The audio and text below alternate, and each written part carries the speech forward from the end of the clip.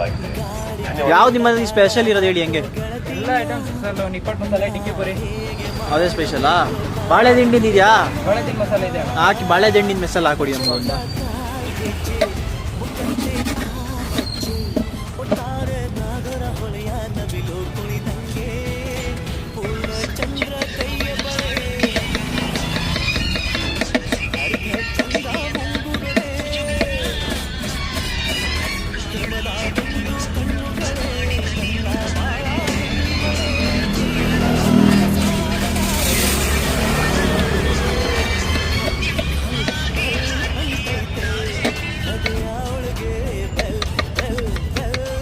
ಚೆನ್ನಾಗಿರ್ತೀರಾ ನೀವು?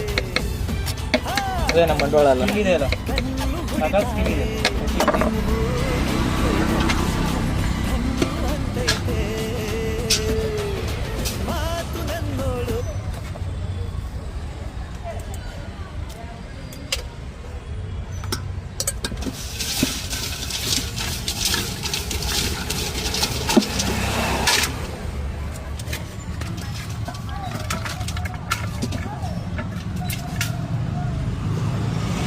ವೀಕ್ಷಕರೇ, ನನಗೆ ಗೊತ್ತಿರುವಂಥ ಚಾಟ್ ಸೆಂಟರ್ಗಳಲ್ಲಿ ಇದು ಕೂಡ ಒಂದು ದಿ ಬೆಸ್ಟ್ ಚಾಟ್ ಸೆಂಟ್ರು.